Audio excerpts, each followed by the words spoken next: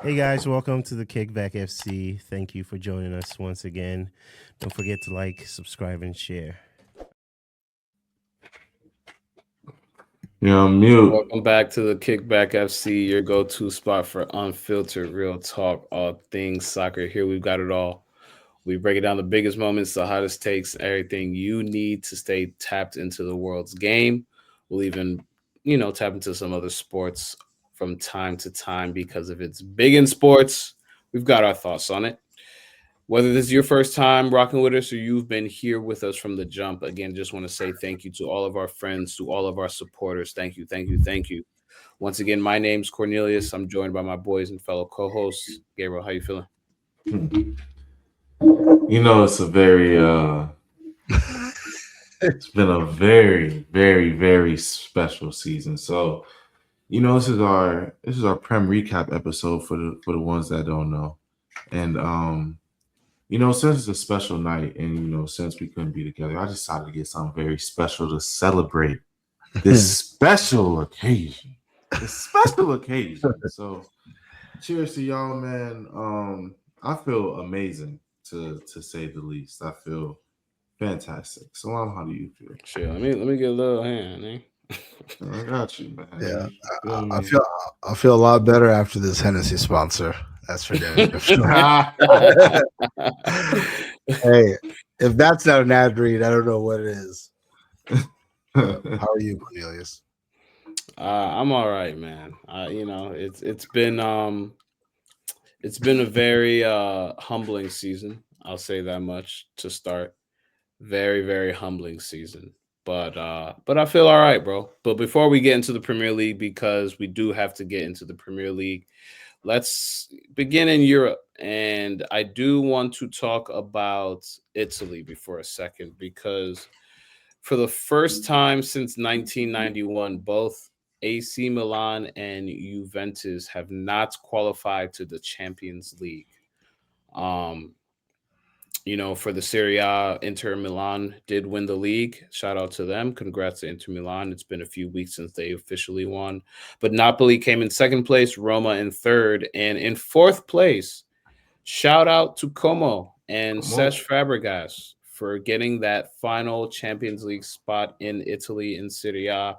Rounding out the fifth and the sixth spots in Serie A were Milan in fifth, Juventus in sixth, and then Atalanta will be getting the Conference League spot in seventh place. But I do want to talk about Serie A a little bit. I do want to talk about Como a little bit. Cesc Fabregas in 18 months has turned Como into a team that was fighting relegation to a team that is now qualified for the Champions League. Just your thoughts on Serie A and then Milan and Juventus for them not being able to qualify. Is this an indictment on their teams, and do you think this is just the strength of what Serie A was this year? Gabriel, I'll start with you. I think there are just some bigger players in Serie A, but also these teams have. I feel like they've truly failed to reinvest properly into their teams. Um, you know, it's tough. I think Serie A is getting better, 100%, because there are teams like beforehand. Napoli wasn't just winning Serie A, being second. They're in that 3 to 5 range. Now they've won Serie A. They're in Champions League spots consistently. Uh, Como, that's another one. Says Fabregas has led this team to great success very early on, and that's another team that's getting up there. Inter Milan, I feel like they've always invested into their squad and always had a good spine. I just feel like Juventus and AC Milan are lagging behind. And I feel like their teams are both very injury prone. And they don't have finishers.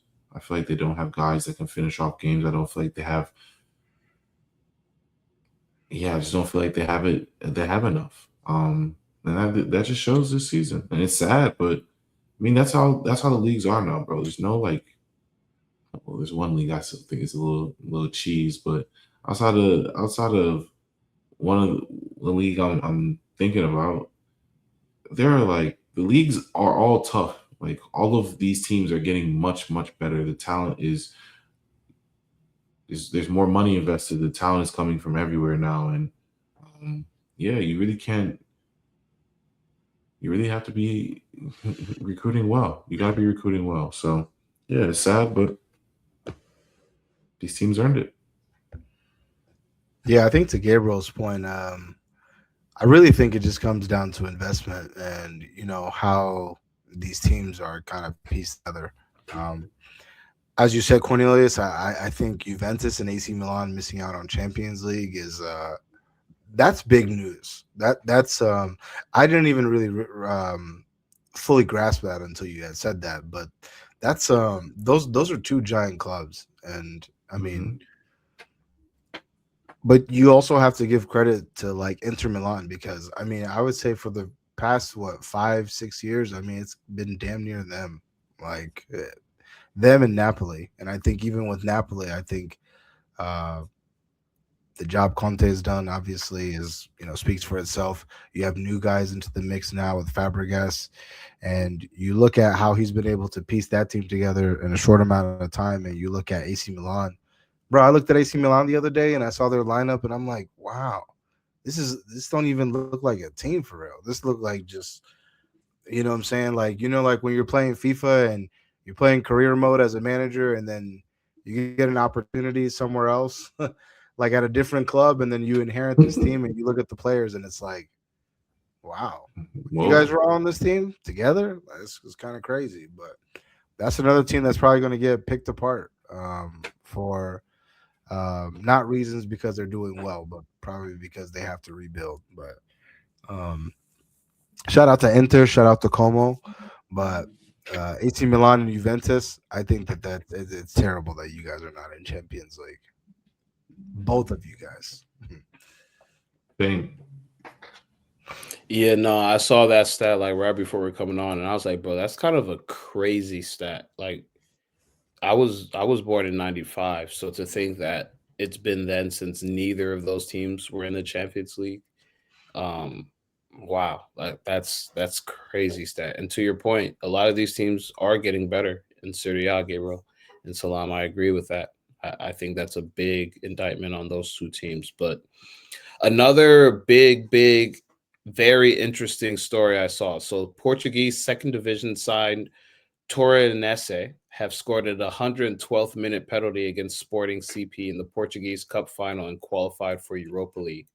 So this is kind of like their FA Cup second division team playing against Sporting CP, got a 112th minute pen, and then we're able to win. So we'll be seeing this team in the Europa League. I just thought it was a crazy story, interesting story. And it just goes to show like these, as much money starts to get pumped into these bigger leagues, you start to think that there's no Cinderella stories anymore. But every year you get to see something like this where a team beyond all the odds is able to come, and now we'll be seeing the second division Portuguese team in the Europa League, but this just gives them more funds to potentially invest in their squad, and hopefully we get to see this team in the top league at some point. So I thought that was just super cool story. But last thing before we head over to our main topics, I do want to talk about Southampton, because Southampton were supposed to have been playing in the championship promotion finals, but they got caught on their Spygate. But what it looks like now is that they've admitted to more violations against Oxford United in December 2025, Ipswich Town in April 2026, and then also Middlesbrough, the game that they got initially caught for in May 2026. They didn't win any of those games, but it seems that they got caught spying, and they admitted to spying in all three of those matches. So this whole thing, shout out to Hull, first and foremost, getting promoted to the McBurney. Get to see McBurney again. Different colors, but he's back. But Southampton, man, this is kind of crazy. Like, Southampton's been a team that we've kind of just seen in the Premier League our whole life. He was like, bro, like they out here hitting behind the tree. Yeah, he was looking down at the phone. I was like, bro, if you don't stop, man. Yo, man, it's crazy. This, like, Southampton is a squad that we've seen in the Premier Leagues for the better part of our entire lives. This is a team that's had players like James Ward-Prowse, man. Like, just we've seen a lot of players come through Southampton, and for them to do this, bro, like, I don't know. It's just one of those things in sports where when you get caught for cheating, it's just like I can't really respect that club anymore. We saw it with Michigan in the finals there. We've seen it in other sports as well, but it's just like I don't know, man. Y'all really had to resort to this, and the fact y'all didn't even win any of those games is kind of crazy. Yeah, I just I mean, yeah, we really don't hear about this in football too much, not very often, but yeah, no, it's a shame, and they deserve everything coming from 'em. They deserve whatever point deduction that they'll probably get. They deserve it, and yeah, man, stuff like this is we're gonna make it hell for you to stay up in the championship this year. That's what I feel like the punishment is. Like we'll give you an opportunity, but you damn near have to be perfect, or you have to be great this season to stay up here, and we give you another shot. But this is one of those offenses that, bro, they might be in League One next year, honestly. And it's gonna be they're probably gonna have a transfer ban. Like they're gonna have multiple things that happen to them. Because like I said, I don't think this is a thing that happens in football too much or so often. So I feel like they might make them an example. Who knows? Who knows? But yeah, it's pathetic. It's sad. He wasn't even slick about it. Like, bro, what? You got caught? Yeah, man. Yeah, like, come on, man. Yeah, I don't know. And you look suspicious. Like, you wasn't even look like a fan trying to like. You behind the like, come on, bro. Yeah, that's the thing, bro. It's not even like Michigan people. It's like, bro, we sent interns. You know what I'm saying? We got you placed in an apartment that oversees the. You know what I'm saying? Houston Astros, at least they won the World Series. Like, yeah, it's like y'all don't even. Y'all not even winning games. Yeah, bro. Y'all had the sauce and y'all still failed, man. Come on. How you had the answers to that test and still lose? Bad. But yeah, man. Moving on to some of our more to some of our bigger topics this year. Want to start off by congratulating Harry Kane just on the season that he's had this year. European Golden Boot with 36 goals scored just in his league. That's just in the Bundesliga, but overall he had 64 goals this season. Just a crazy year when it comes to stats. 64 goals, 8 assists. 13 in the Champions League, or 14 in the Champions League, in 13 games. I saw a stat that said in every competition that Harry Kane played this year, he scored more goals than had games, which is just an insane stat. Yeah, Harry Kane was just able to do almost everything in world football this year except win the Champions League. But, as he heads into this World Cup, scary times. Very, very scary times. Also want to shout out the other top two who were just behind Harry Kane. Erling Haaland had 27 goals in the Premier League. Kylian Mbappe with 25 goals in La Liga. Just another fantastic season from those three strikers. I feel like they've been the top three strikers for the last 5-6 years. I mean, Haaland specifically has been one of the most quickly to get to all those levels, but Mbappe, since this, France won the World Cup, I feel like he emerged. Kane's been doing this for years. Haaland, another just prolific striker. Anything you got to say about Kane this season? I think really Mike has been saying it all season. This is Harry Kane's Ballon d'Or campaign, and it's unfortunate that they came up short in Champions League, but what he's been able to do ever since he moved to Bayern, honestly, has been amazing. I mean, this is a guy who's completely, I guess to some, just kind of rewritten his kind of career.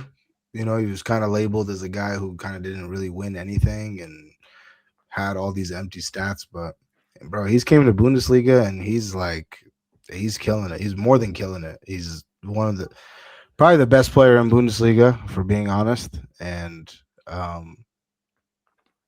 had a good shot of being the best player in Champions League as well too. And if he does well this summer, which he very well could, I don't know, man. He's definitely in that conversation for Ballon d'Or. See. We'll see. We'll see. All right, to get to the big meat and potatoes, to get to the man of the hour. We'll just start at the top of the Premier League segment with, just an overall recap of our teams. The good, the bad, the ugly, what you're most proud of this season, and what you think that needs to improve as you head into the next season. But usually we start with the losers, but it's only right that we start with the Premier League winners this time. Congrats to Arsenal. Congrats to Gabriel. Shout out Yasser as well. You feel? It's been a long time coming, man. And through all the banter, and I said this a few weeks ago. I said, come on, gas is up. But I said this a few weeks ago. I said, I feel like a lot of this banter, a lot of the gimmicks from Arteta, a lot of the everything that's going through the season, it's all worth it in the end if you win. If you don't win, that's when we're going to start making fun of you. If you don't win, that's when we start looking at all the tactics. But at the end of the day, winning cures. It cures all, man. It cures a lot. And so I'm just going to give you the floor, kind of just your overall thoughts on the season and what it feels like at the end of the day now that you guys are Premier League winners. Wow. What a time. Yeah, it's all worth it. I can look back at this season and through all the ups, through all the downs, through all the mistakes, through everything that's happened, I can sit here and say, hey, it all worked out. It doesn't even matter anymore. I don't even care about the goal that you let up. I don't care about this VAR decision. I don't even care about this or that. We did it. We crossed the finish line. It's done. The weight has been lifted. It's been lifted. It's been a weight of 22 years now. And I'm just happy for our club because our club is one of the most bantered clubs out there. Everyone has something to say about Arsenal all the time. And people are still talking about the title that we have now. This is that. The league is getting habitually harder, but then now when Arsenal win the league, it's this is the worst Prem ever. Listen, it's fine. Everyone is gonna say what they need to say and have to say, but this is a true changing of the guard. This is a time where I feel like we ran Pep out the league. I feel like he knows what's coming with these charges. I feel like he wanted to kind of not be in that space anymore, and he knows that we're one of the best teams in the world right now. And we'll get into other stuff later, but right now I'm just elated for our fan base and for our players and our our ownership group, and for Arteta, who's been through the ringer. You're talking to a guy who used to be Arteta out 4 years ago, 5 years ago, questioning, is this the guy? And over time, it took a year, but there's a game-changing year in there. And I said, wow, you know what? This is the guy. And it all worked out. It really all worked out. So I'm just super happy about my team, and I really want to take some time to really highlight how far we've come, because I want to do like when I used to talk about our team about red cards and this and the third a couple years ago. But listen to these stats. This Premier League season, we're the only team ever to have no PKs and no red cards in an entire campaign. We were second highest on the injury list with 32 injuries this season. Spurs was on 37, the only team more than us. Just for the haters out there, Arteta was also the only manager to finish above Pep twice during his tenure, which is this two years, which is crazy. For all the naysayers for Arteta out there as well, it took Sir Alex to get six seasons to get his title, his first Premier League as well. So for all the haters out there, for the team, most clean sheets in the entire Prem, 19. Most clean sheets in a row, 4. Fewest goals conceded, 26. Fewest shots conceded per game, 8.6. Most set piece goals for you bums, 22. Most man of the match awards, 28. And we also have the most wins in a season in a single campaign as a club, which is over 42. It was 41 previously. We've reached 42 plus at this point, I believe. Again, so this is an historic season, not only for winning the title after 22 years, but just everything that came with it, with an amazing defense, with our keeper being one of the best keepers in the world, our manager being one of the best managers in the world. It just all came together, and I can't wait to prove some more naysayers wrong in about 6 days? About 6 days. We record this on May 24th. Y'all gonna see May 30th, 6 days. We're gonna be sitting again talking about, wow, what a historic season this is, because not only did we get a Prem after 22 years, we're getting our first Champions League ever. So listen, for all you haters, for all you bums, for all you shit talkers, you banters, the ones who want to talk and you want to know why we talk so much and why we're ecstatic like this and why we're showing our ass right now. You want to know why we are? It's because everyone always talks all the time. So then when you guys don't have the same energy, because obviously we won. So now we're going to talk our talk, and you can't take it because it's a lot of us. A lot of us are coming out of the weeds. A lot of us are coming out of the weeds and really saying what we need to say. Our fan base deserves this, and this is all earned and deserved. We sat there in second place for 3 years, and we trusted a process that it took a very long time, from 8th place to 8th place to 5th place to second place for 3 years in a row. And even through having some of the most injury-ridden season in the Premier League for any team, we still have somehow managed to get it done. The other injury-ridden team was fighting relegation. It took them to the last day to get out of relegation, and somehow our team stayed at the top for most of the year.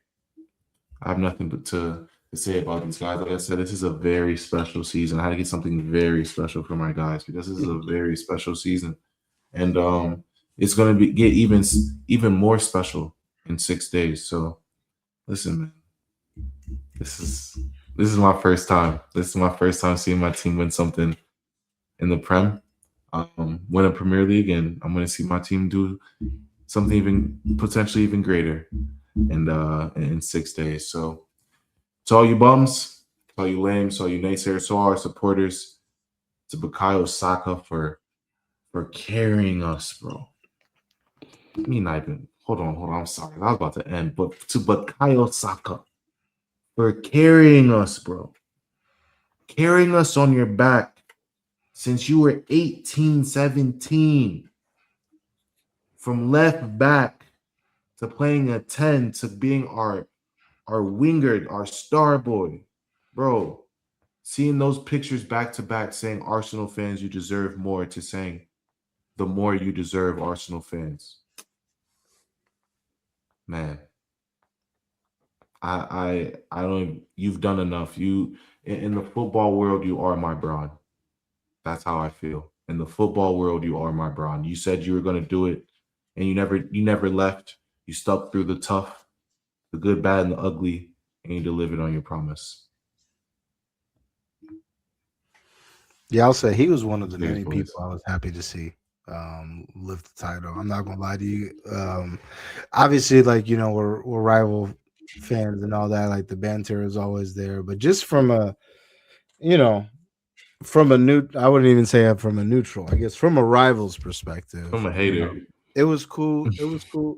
No, I mean, this season I've given you guys your credit. I thought from the beginning, I mean, you were the best defensive team, and a lot of the stats that you had read were news to me. I didn't know about that until you had read them. But defensively speaking, bro, you guys, one of the best teams in Europe, and that's why I thought you guys could have won a treble, but you sold in the final of Carabao Cup, and here you are potentially fighting a double. But no, guys like him, guys like Eze, like more so the Mandem, like Louis Skelly, like wow. I got a lot of guys that I was really Gabriel Saliba. I'm like, man, it's a very like legacy defining thing. But with Arsenal, the only thing that I just wanted to add though, real quick, was with the amount of people that you have to give credit for, I feel like you have to start with Arteta. You have to.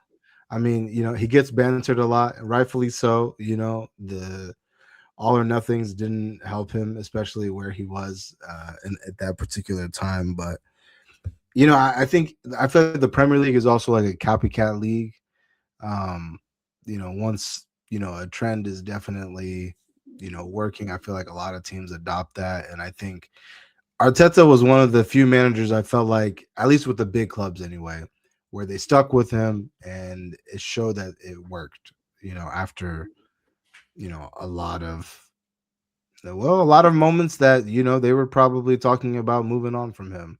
And I don't know. You look at Chelsea and their new appointment, Carrick and their new appointment. I feel like a lot of these newer teams are trying to adopt this model of like sticking with one person. And I think that like Arteta definitely, you got to give him credit. Maybe this is the coaching talk from me, but like, I honestly like, I don't know.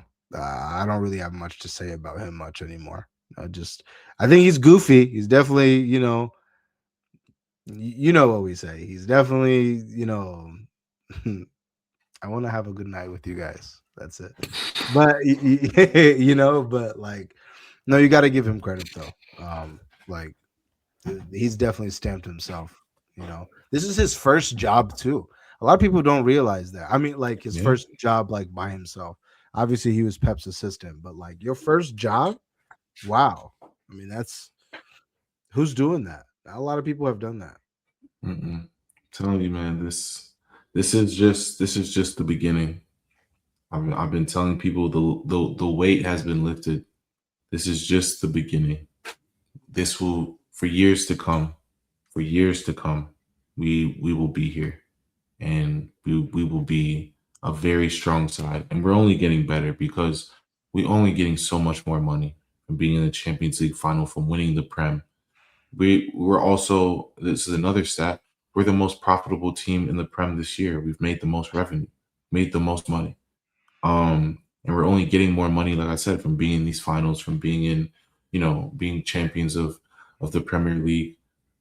We're going to have money to spend. A lot of it, too. A lot of it.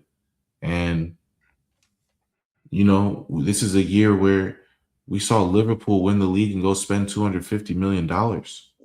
And we're victorious over that. So, like I said, we're here to stay because we didn't spend a 250 piece. We haven't even done that yet. But guess what? I'm about to go contribute to our fund in a minute too. I'm about to go get a jersey and I'm about to go get a jacket because we're about to go get some stars. We're about to go get some players and we're about to bolster this squad even more. You think? And come next year, when it's all said and done this summer, this team is going to be even more smoke. I'm telling you guys right now, this team is going to be more smoke. Majority of the people, our main guys, are all coming back. And we're going to, input some new guys into the mix. And guess what? There's Premier League tax now. There's Premier League winner tax now. Any player you want to get from Arsenal, I know rumblings of Martinelli leaving. Trossard, add another 10 million to Trossard just cause. He just won a Prem. Add another 10. Martinelli, another 20. Hey, these guys are going for a bag. They're going for a bag. Rumblings that Kai Havertz leaving. Hey, I need 80 to 90 for him. Well, you got to be able, Gabriel, you got to be able to fund Callum Hudson-Odoi and listen. Who was the other guy? Who was the other guy, Cornelius? Kevin Schade. Yasser speaks for himself. Kevin Schade. Yeah, Yasser speaks for himself. But we got some money to spend. Me and my friends, we got some money to spend. And, granted, we're going to, yes, we may get some players that aren't, a price tag, but best believe we will be back. Very, very, very, very strong team with a very strong team. So y'all just buckle up, man. The Arsenal reign has just started. It's just started, and it's going to continue for quite a bit. So hope y'all buckle up. Go ahead, sip this yak. That's fair. This good yak. I mean, that's fair. And every dog that gets their day, but I definitely believe that, you know, to back up Salam's point, I've said this multiple times. This new modern football where we just fire managers after 3 months if we don't think they get them right, they buy another manager and then fire them after 6 months. You know, we saw Tottenham go through multiple managers. We saw Chelsea go through multiple managers. We've seen lots of teams try it, and obviously it's not working. So, you know, if you want to be sustainable as a club, if you want to be just a good fighting team, you're going to need some sort of consistency, and that starts at the top. And I think, like Gabriel said, once they got through the honeymoon phase, and then once they got through the ugly phase, they were able to come out on the other end and actually put their trust in the manager to get the job done. Whether it took them 3, 4, 5, 6 years, they're finally here now. And I think more teams need to give, you know, managers more times to get their point across. And you know what's to segue into United, because we'll just go from top to bottom here. Third place finish in the Premier League this season. I actually want to talk about a stat. There was this tweet earlier today about the Premier League points swing from last year's table, 2024 to 25 season, to this season ending in 2026. And Manchester United actually had the biggest point swing in plus 29 from last year's points to this year's points. Arsenal came in at second place, plus 11 from last year's points to this year's points.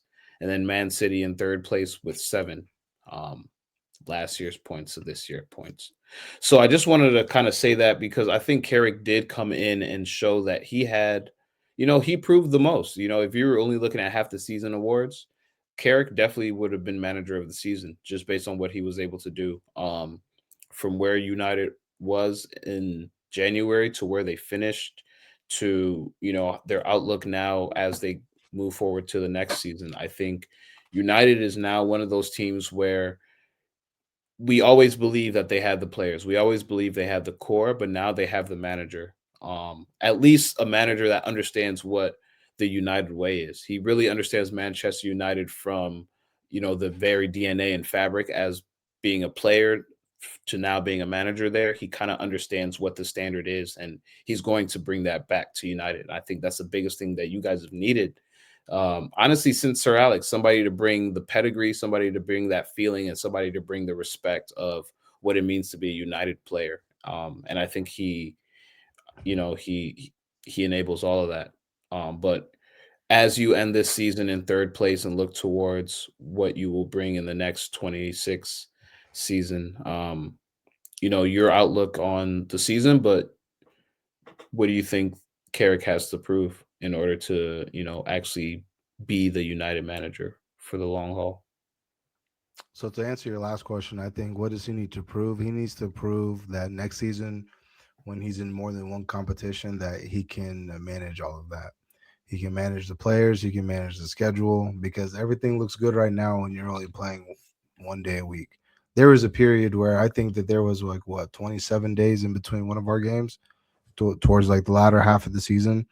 So, I mean, to answer your question, I think that's what he's going to have to show. And I think he can do that based on, you know, what he's shown so far. But to be honest with you, bro, this has been, I think, the best season. I think since we started the pod, probably this is like the best season that we've had, if I'm being honest. And I know in previous seasons we've won trophies, you know, in a season where we don't win a season, for me to say is the best may sound crazy, but nah, bro. This is the first season where I'm looking forward to like next season already. I'm already looking forward to like, who are we going to be linked with? Who are we? You know, typically at this point, I usually check out. The last few seasons, I've just been ready for the season to be over. just so that hopefully we can go bring in some new players and start again. But nah, man. I mean, give credit to Carrick, give credit to the players. He's shown that he can get the best out of these players, and I think that the players obviously support him, and I think we should support that, and we should support him by being Carrick, by giving him players that are going to give him the best chance to compete in all these other competitions. Because if we don't have a good summer, like, I think that it's going to be tough for us. And I was actually thinking about this earlier today because I remember, Gabriel, I remember you saying, I forgot what season it was, but at the beginning of the season, you were saying, like, this is Arsenal's, like, biggest transfer window in terms of, like, changing the trajectory of the club. Where are we going? Are we going to continue to fight, or are we just going to kind of stay stagnant? And I think we are, like, in that spot as well too. Not saying that we're going to fight for a title, but I think that, like, there's a unique opportunity here where Pep is leaving. We know Enzo Maresca is going to come in. He's Premier League proven, so, like, I don't know what that adaptation period is going to be like. Chelsea has a new manager. Liverpool made Champions League by the grace of God, but I don't know. Everything is kind of up in the air. Arsenal are obviously the best team, so, like, the goal has to be, how do we close the gap on them? But everybody else, bro, I feel like we're right there. If anything, like, I think us finishing third was kind of solidified. Like, when I'm looking at the other teams in the league, like, I know exactly where I'm at right now. I know who's better than us, and I know who we're better than. And I think we need to equip the manager with players that are going to help us continue taking that next step forward. Do I think we're going to win the Premier League next season? Nah. But I think, you can fight for it. But yeah, I think you'll be in the mix next year, honestly. So United's one team that surprised me. You guys will be in the mix next year, bro. 10,000. Yeah, because you being third this season, I'm like, I mean, guys still have to perform, but you being third this season told me a lot. From you being, you were 15th last season. You're 7 points off of City. Like, if you had Carrick 2 months, 3 months earlier, who knows? Yeah. Like, who knows? So I think you guys will be in the mix. 100%. Yeah, because in your shoes, you're probably feeling pretty good, especially with Pep leaving, and, like, there's a lot of uncertainties and a lot of areas that you're looking at competition. But for me, like, again, Arsenal is where they are. I know exactly where they are, and I know exactly where everybody else is. Like, Chelsea, Liverpool, City, I think we're all kind of in the same boat. New managers, you don't really know, what I'm saying? Even Slots next season, I'm really going to be like, okay, bro, like, let's see what you can do. This season, you had to kind of deal with, like, the remnants and, like, the old kind of guard. This is your team now. You know what I'm saying? So, like, again, but we have to get it right with the guys that we bring in. But since we're talking about United, I did want to talk about two things. Since we're talking about transfers, I'll talk about this guy, Ederson. He's a midfielder from Atalanta. To be honest with you, it's encouraging that we're being linked to midfielders. Is he what I think we need? I don't think so. I think we need someone who's going to, come in and walk into the lineup right now. If he's just going to be a depth signing, sure. But I don't know how much we're going to rely on this guy. No shade or anything, but, like, you're not even really playing for Brazil or like that in an era where it's not like there's, like, an abundance of center mids. You know what I'm saying? So, like, you're not even getting called up by your national team. So, like, if you're going to come here and do, like, a Christian Norgard thing, then, like, okay, cool. But, like, if he's going to be our Casemiro replacement, nah, like, that's not what. But separate from that, I did want to obviously touch on Bruno Fernandes for breaking the record and solidifying my locks of the week as being the best. Because I've been riding this guy for the past 2 weeks. Pause. It's okay. You've made money. He said it's So have okay. I. So have I. It's okay. But no, in all seriousness, though, bro, I think that this stamps him as being one of the greats of this modern era for sure. From day one, from day one, walked into an unstable situation, and you know what? You've been the most consistent thing that I've seen since we started this pod, which was 2020. I think was he? Yeah, he was with us when we started the pod, but 21 assists on the season. I mean, the only people that were on that list were Thierry Henry of Arsenal, Premier League legend, icon. Kevin De Bruyne as well too, another Premier League legend, another icon. So to overtake those guys, and I mean, what can you say, man? Where would we be without Bruno Fernandes? I don't know. I wouldn't want to know, but I know that he's going to be in Champions League next season. So shout out to you, brother. You're a big part of why we're going to be playing on Tuesday and Wednesday nights. So No more Thursdays, huh? no more Thursdays. No. Yep. Listen, Cornelius will be unfortunately Cornelius and Mike, they'll only be able to add once a week, just like me this week, this year. yeah. Yep. Yes, sir. And you know what? It's we deserve it. It's been one of those seasons again where it's been frustrating as a Chelsea fan because there were a lot of high hopes this year. I just want to go over the finishes that Chelsea has had in the Premier League table under Blueco. So Blueco took over in 2022. So that 22-23 season, we finished in 12th place. That 23-24 season, we finished in 6th place. Last year, the 24-25 season, we finished in 4th place. And then this year, the 25-26 season, we dropped back down in 10th place. And I think that's very, very telling, especially when you look at what happened when we first got Blueco. In those early days, there was just a lot going on. We could tell that this was a new American ownership group that didn't really know much about football, but that they had the ideas. Coming out of the gate, they had a lot of interesting and good ideas that I'm not going to lie, they kind of caught me off guard. When they started buying a lot of young players, I wasn't mad at it. I always thought that we would need some sort of balance with getting the young players versus getting veterans. But at that time, we had players still like Thiago Silva, we had Kovacic, we had Azpilicueta, we still had Mason Mount. We still had players on our team that had a little bit of seniority. Reece James. Although a lot of these players weren't very, very veterans, we had some players that understood what Chelsea was.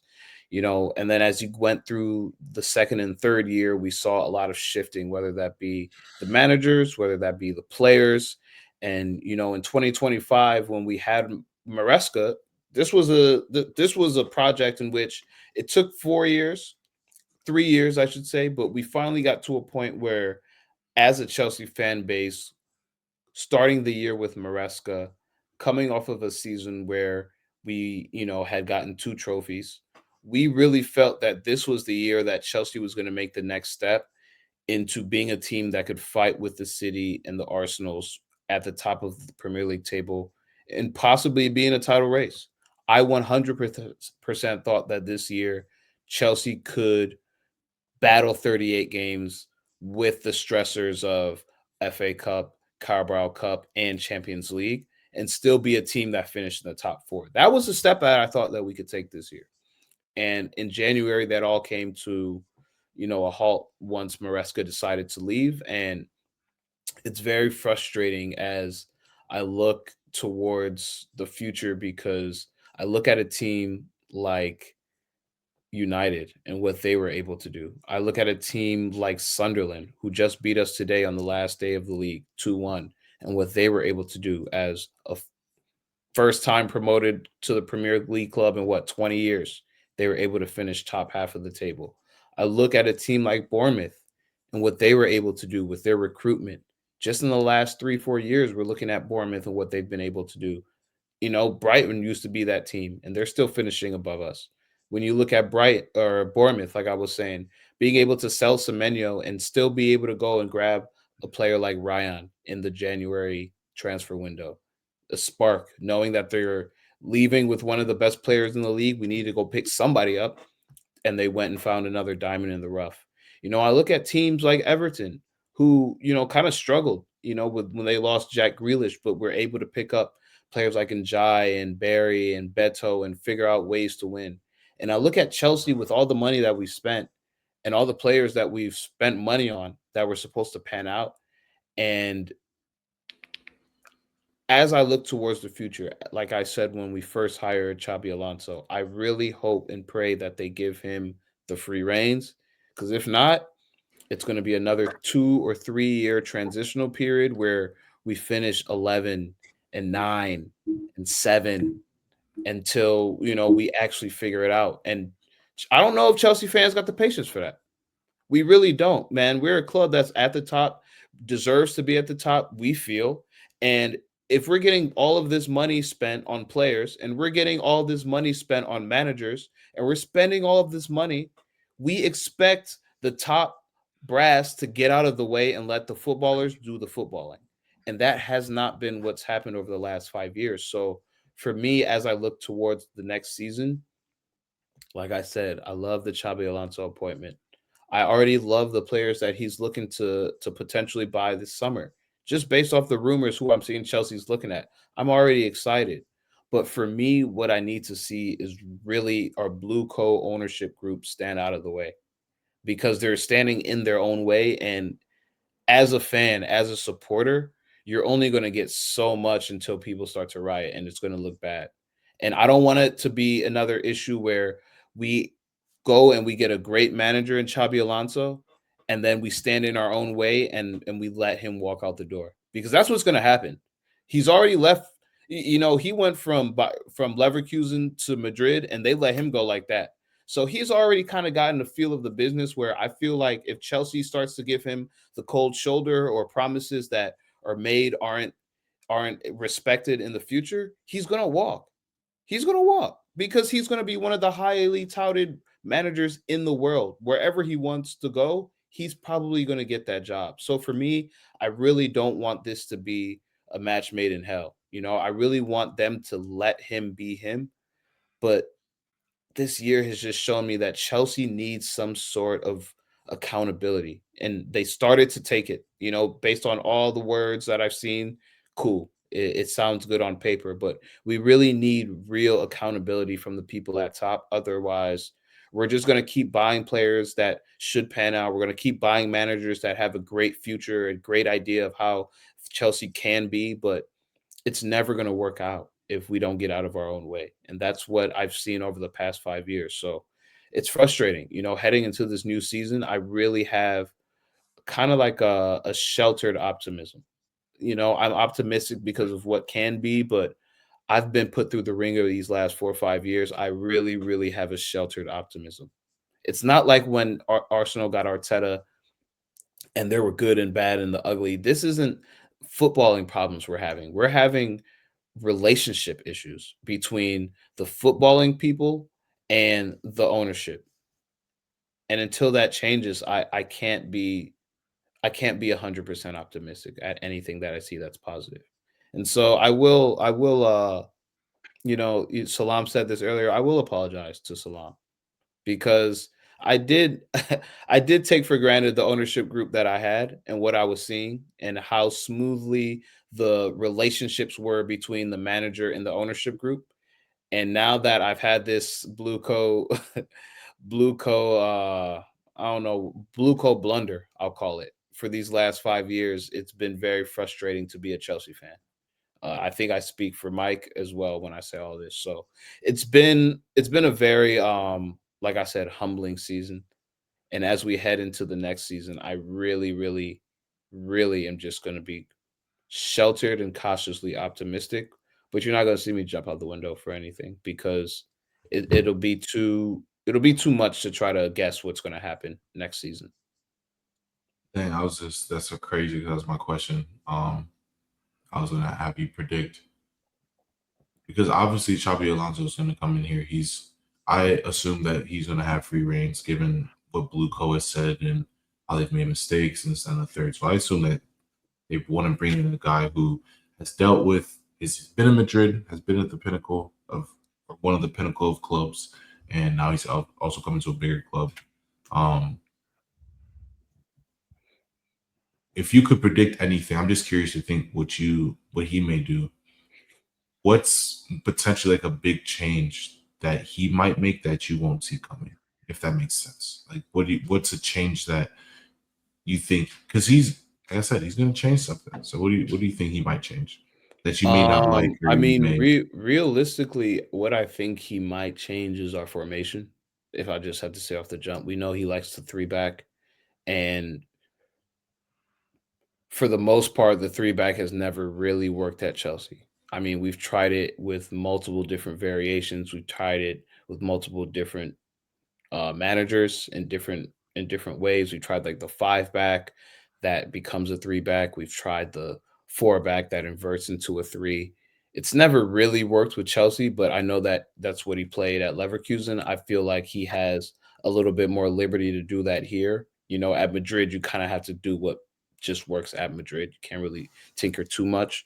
But I think he's going to switch to a 3-back, which I don't love. I don't think we have necessarily the players for it now, but that's where, I'll be interested to see, like I said a few weeks ago, who he does go by this summer, who he brings in. I've seen a few names already, and like I said, I'm not mad at him, but I haven't really seen a big name, which I don't think that we necessarily need.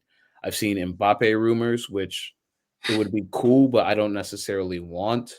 So it's just a lot going on right now, and I feel like because everything's so fresh right now, like the rumors are swirling, and you can kind of go down the rabbit hole and start looking at things that end up not happening. So I don't really want to get into that right now. But as far as Xabi Alonso, I just feel like what he'll bring to the team is he's going to bring respect. You have to respect the man from his playing days and obviously what he was able to accomplish just in a short time at Leverkusen. And, obviously Madrid didn't end up how we thought it would, but he still, I think, will bring respect to the Chelsea locker room from both the ownership level. Like, this is a guy that they have to respect because he was a player that's won everything. And he also is one of the best footballing minds in the world. So the ownership group can't just say we hired this guy to kind of be our yes man. Like, you kind of have to respect the decisions that he makes. And like you said, they gave him that managerial role. This is the first time anyone under Blue Co has been called a manager and not a coach. So I feel like he's going to bring kind of like that foot down, that managerial role to Chelsea. We really haven't had that. Frank Lampard, he wasn't there yet. Graham Potter, he wasn't there yet. Enzo Maresca, very good manager, but again, this was his first real appointment as well. So he truly wasn't there yet. This is a guy who demands respect from both the players, and he's going to demand respect from the owners and our 5 sporting directors. So I feel like when they go to him with specific players and he says, this isn't the player profile I'm looking for, this is more like it, I feel like they're going to have to respect his decisions. So more than anything, I think it's more so like the respect of having someone with a little bit more pedigree from both the players and the owners. Like, you're going to have to respect this guy. You guys brought him in to do a job. You're going to have to respect it. And so I think that's at least what I'm looking for, as he comes in. Okay. Respect it. Yeah, man. Some other big news in the Premier League before we get out of here. West Ham was relegated despite their 3-0 masterclass over Leeds. They had to win, and as long as Tottenham did not lose, they would stay up. Tottenham also won today, keeping their gap over West Ham. So, Tottenham, West Ham, big storyline over this last month of football. Selam, shout out to you for believing that Tottenham would stay up, in which they did. Where does Tottenham go from here? They got Zerbi. Your expectations for them next year after this terrible year? I think they'll be a mid-table club. I think De Zerbi will have the mid-table. They won't be this close to relegation. They'll be 10th. They'll be, I think, I'm going to give props from a managerial standpoint where they, give them their flowers when they deserve to have them. And De Zerbi is one of those managers. If anyone is able to take on this job, I personally think it's De Zerbi. And, popular to contrary belief, he got this team, I think, 4 wins, two losses and 2 draws, I think, in 7-8 matches. So, it's I think the players are going to believe in him. Obviously, he's going to have to deal with some departures. Obviously, Romero's gone. I think Van der Ven could be persuaded out of there, but also I think De Zerbi is the manager to say, hey, Van der Ven, I know the past couple of years have been terrible, but just trust me and just give me a year. And if you give me a year, I promise you'll see improvements, and we can revisit this conversation in a year. Like, I think he's that manager to keep this team, because if realistically, if this team goes down, completely different story. But now that they're still here, they have funds. They have funds. They can potentially go get some new pieces, and with De Zerbi managing the team, like, he's a proper manager. He's done more with less. Let's be real. He's done a lot more with less. So I think, I don't think this team is going to be anywhere near Europe, if I'm being honest. But I think De Zerbi is a step in the right direction, and I personally think that they'll either be 10th or potentially top half of the table. I think there'll be a mid-club table or mid-club team next year, and for them, that's a huge step because they almost just got relegated. Like, it took to the final day for them to get relegated. It took them 4 months in 2026 to get a win. This is a team that, I mean, we talk about, going through the process. Arsenal had a 6-year process. United is going through that process. Obviously, Chelsea's going through a process. Talking about a process, bro. This is going to be a proper process. Like, this is going to take some time. So, I think, like I said, step in the right direction. They should be happy to stay in the Prem. And, De Zerbi definitely has his work cut out for him, because the Prem, like I said, the Prem's only getting tougher. Bournemouth is one of those teams that is here to stay. Brighton, Newcastle, you're not better than any of these teams right now. Leeds even. Leeds is here another year. They got some money now. They're about to go spend. You're not better than Leeds. You're not better than Forest. You're not better than Sunderland. Like, come on. So, they have a lot of work to do, but I think they won't finish 16th next year, respectfully. They won't. Yeah, I'll say for No, go ahead, Salam. I'm sorry. No, I was just going to say on the West Ham side, it's very unfortunate that they, did what they had to do. They won 3-0 on the last day, and it still wasn't enough. But especially considering the job that Nuno has done since he's came in there and kind of turned things around. But unfortunately, they dug themselves in too big of a hole for them to escape. And there's some guys on that team too who been playing well for a few seasons now. There's a few guys who played well in this latter half of the season as well too, like that Fernandez guy. Man, I don't know. He's definitely getting a move in the summer.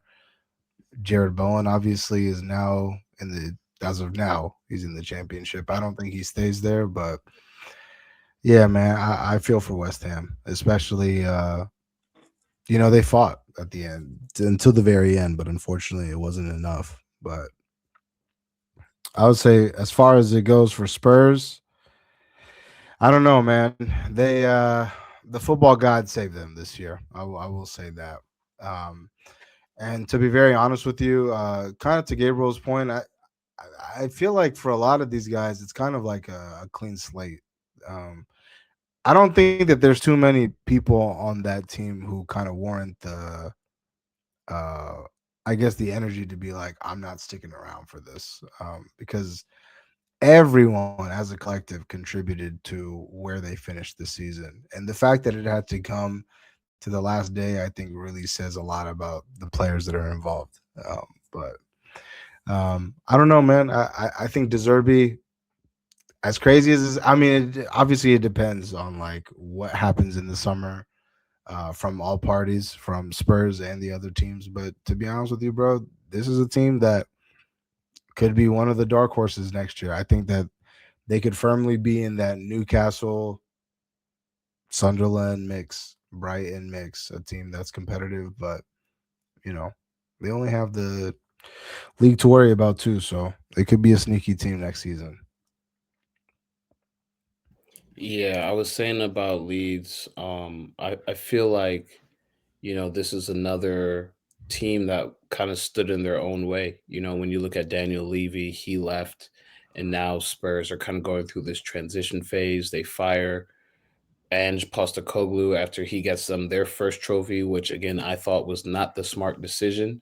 They're kind of going through, the after effects of all those decisions that, have kind of ripple affected over the last 2-3 years. And when you look at their team, they're not terrible.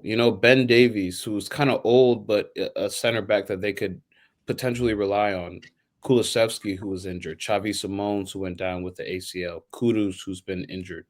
Odebert, who's also another player that they could use. They had Solanke on the bench, Bissouma on the bench, a player who I feel like just needs to be put in the right, he just needs to be put in the right system, because Bissouma is a player who we all, when he initially went to Tottenham, kind of wanted him on our team. We all said this was a player that we could use on our team. And so I feel like this is a team that De Zerbi can work with. But for West Ham, I kind of wanted to ask, Salam, you kind of talked about it. Jared Bowen, Somerville, Fernandez, players would probably get picked up off that team. Do you think this is a team that comes right back to the Premier League, or are they going to be in the championship fighting for a few? If I Nah, I don't think that they come back next year, especially with the people that I anticipate leaving. I think if some of those guys stayed, possibly, but I just think that there's a lot of guys who did well for themselves to earn enough stock for them to get a move elsewhere. But as it stands right now, there seems to be a little bit more established teams in the championship than this West Ham team. But it sucks though for them, man, because once you get relegated and then you don't get promoted right away and you're just kind of in the mix, you kind of end up just staying there. And then in some cases you get relegated to League One, like Leicester. But I don't think that they're not going to come straight back up next season.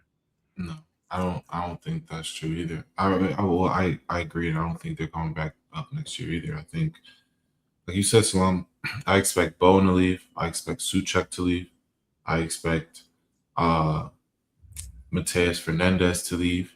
I expect there are going to be a lot of guys from this squad that end up leaving. And just off the three names that I just named, I honestly expect Diop to get a move. If I'm being so honest. I expect him to get a move. So just from those four players, this team is not coming back, bro. They're not just like that.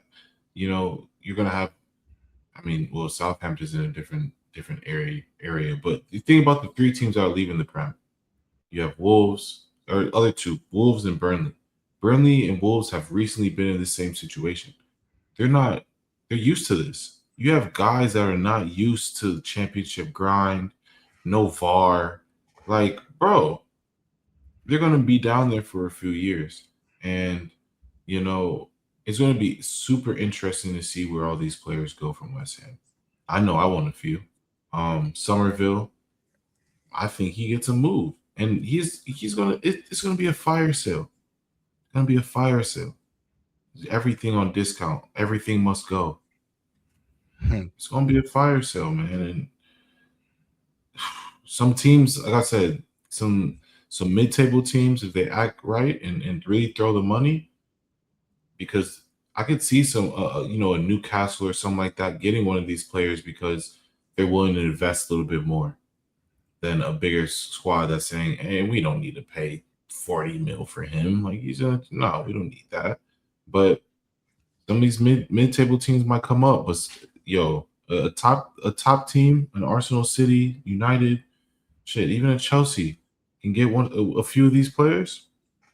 Oh yeah, no, it's looking green. It's looking green. So sad for them, but you guys deserve it. You guys haven't invested in years, and you guys have been teetering relegation for a while. So you can only teeter with it so long.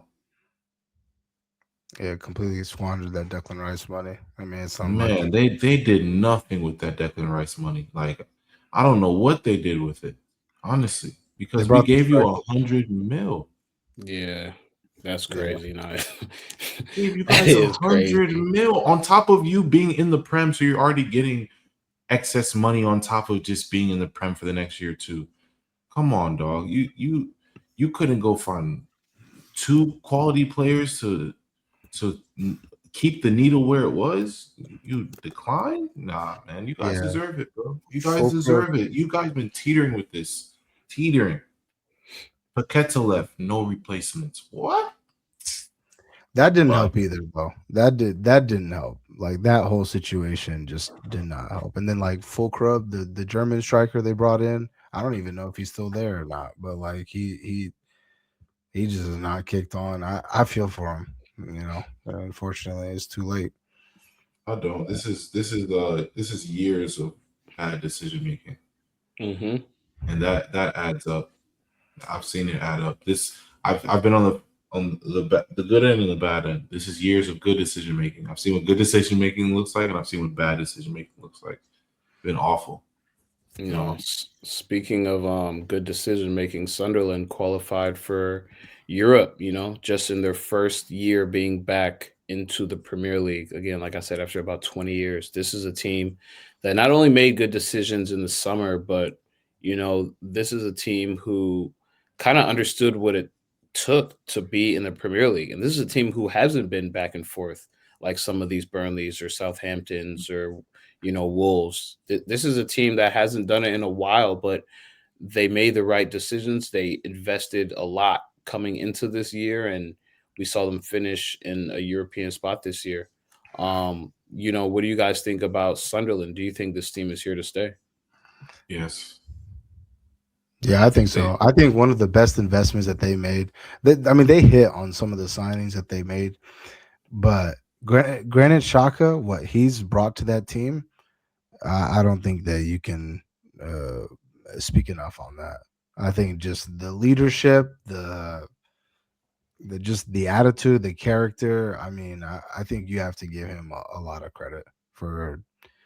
I mean, I thought that team was going to get like walked over, to be honest with you. But any team that he's a part of, obviously, is not going to be like that. But no, you got to give them credit. They're here to stay. They're here to stay. And bro, you got to think about it. Sunderland is getting Europe money. They're getting Europe money now. Like that's why I'm saying this league is getting so much more competitive. There are teams each and every year that are getting European stipends. So for a team like Sunderland, they've never, maybe not say never, but they haven't seen money like this in a very long time. Yeah. They're going to be getting tens of millions, potentially hundreds of millions of dollars just from viewership and TV deals and all of the other things. So for Sunderland, again, if they go and invest that money correctly, because I think they invested heavily on the front end, and of course it paid off. But now you can go properly invest and say, hey, we can go get, bro, Sunderland go get to Somerville. Come on, bro. Like that's a game changer for them. You know what I mean? Just no shade, because bro, I take Somerville on my left hand side. He's a game changer anywhere. A game changer anywhere. Like there's no shade, but it's just like, bro, that's a player where I'm saying these mid-table to upper mid-table teams, can go and snatch some players from West Ham, go snatch some players from Wolves, and go snatch. There's quality players on all these teams. They can go get some fire sale players with the money that they now have, and they can make them some changes. And I'm not saying Sunderland's going to be, 6th place and 7th place again, but who doesn't say they go win a conference league? Straight up. We're seeing a lot of these English teams in these finals: Europa League, Champions League, Conference League. And like you said, the Premier League gets a lot of money from these deals. Just to break some of these down, these are approximate amounts. Just for Manchester United, finishing 3rd in the Premier League will give them 48.6 million, with a broadcast revenue that comes in at about 90 million, and then through commercial revenue and streams another 8 million. That's 146.5 million just from finishing 3rd. And you look at some of these teams who are finishing down in the 15, 16, 17, they're still getting that same broadcasting deal. So they're still getting money to replenish their team. So when you look at a team like Sunderland, who finished in a European spot, they're going to get, another stipend, like Gabriel said. And if these teams do what they have to do and invest, there's no reason for them to drop anytime soon. So just wanted to hear your takes on that. A team. Go ahead. No, I'm just thinking about, we have Coventry. There's Coventry. There's Hull City. What's the other team coming up? Ipswich. Is Ipswich coming up? I forgot the 3rd team. I think so. Let me fact check myself. Yeah, hold on. It's Coventry, Ipswich, and Hull City. Yep. Okay, yeah, Coventry, Ipswich, Hull City. Respectfully, I can see all 3 of them going back. Like, respectfully, I can see all 3 of those teams going back. And I think, like I said, they may not, just because they may make the right investments, but you have to make the right investments. That's one thing I've noticed from the teams that come up and stay to the teams that go right back down and teeter on that. We're in the Premier League and we're the best in the Championship and the worst in the Premier League. Is the investment. You have to spend the money. At this point, you have to spend the money. If you don't spend the money, you're done. You're done. And no matter what stage you're at, whether you're Arsenal, we had to spend 100 mil. We don't want to spend 100 mil, but we have to, just to reach the heights that we want to get. As an incoming club into the Prem, you have to, that 40 mil on that one player might be steep for you, I know, but you're gonna need it. He's gonna come in handy. He might keep you in the Prem to get you that extra 150 mil next year to push you through. So, I don't know. Money talks. Money talks. Speaking of a team that's going through a bit of a transition phase right now, what's next for Manchester City after they leave with Pep? Maresca will be going through there, but this is a team that I think Pep set up for Maresca well enough. They still have some old players from that old Pep guard that went through it, but Bernardo Silva leaving, that's a big hit, but they still have Foden, still have Haaland. They're still looking to replenish this team, but where do we think City is heading into next season? I think they're I think we're gonna see a drop. I don't think Maresca is gonna come in on a Pep team, and also I feel like they're losing some major players. We're hearing Rodri rumors. We're hearing, Bernardo Silva's leaving. John Stones is leaving. Yeah, they brought in Gahey, they brought in Semenyo, but this team is going to look different from when it looked last year. And again, we don't know with these charges what's the final verdict? What is it going to be? And pending these charges, it could even look dimmer for them, and even more guys might go. Not saying maybe this year, but within the next year or two. So I think City are at a very pivotal point right now. And like I said, depending on these charges, who knows where they end up. So I don't think this is the City decline. This is the start, in my assumption. This is the start of the City decline, and honestly, it's the start of the Man United incline. I think United will finish higher than City next year. I'll put that on wax right now. I think City is going to.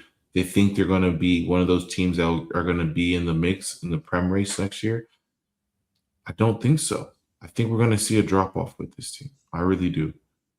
I really think the manager and certain players are not taking for granted or not they're not appreciated, but I feel like you're going to just feel their impact when they leave. And I don't know if with some of these rumors, we have a long summer, but certain players leave. Certain players are already leaving, but if a couple other players leave on top of that, yeah, it's gonna be different.